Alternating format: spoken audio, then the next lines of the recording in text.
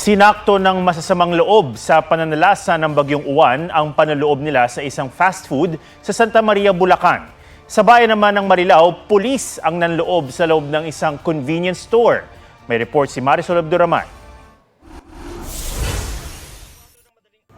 Habang nararamdaman ng Bagyong Uwan nitong linggo, sinamantala ng ilang kawatan na pasukin ng isang fast food sa Santa Maria, Bulacan.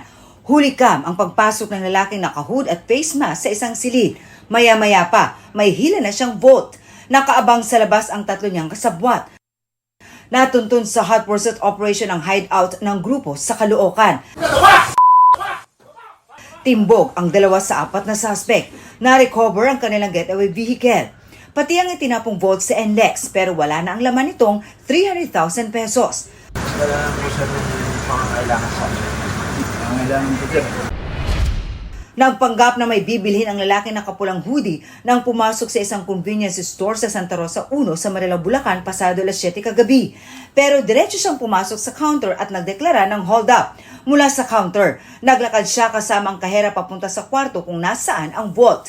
Nilimas niya ang pera at tumakas. Agad nakatawag ang mga staff ng convenience store sa pulis na nagsagawa ng follow-up operation.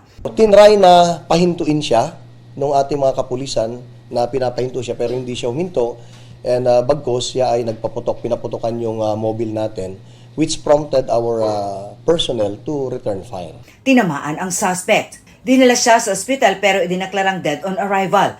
Na-recover ng mga pulis ang 20,000 pesos na ninakaw niya sa convenience store. Dito na-discovering ang suspect isa ring pulis. Ako mismo parang nanlumo rin ako nung nalaman ko na yung suspect pala natin, hindi lang aktibong pulis, opisyal pa ng pulis. Nakakalungkot dahil nagbarilan, ang kabarilan mo, kapwa-pulis mo pala. Isa siyang police captain na chief ng investigation ng Caloocan Police sa North Caloocan. Nakuha sa kanyang police ID at service firearm na ginamit niya sa pang-hold up at sa pakikipagbarilan sa mga kapwa-pulis. Marisol Abduraman, nagbabalita para sa GMA Integrated News.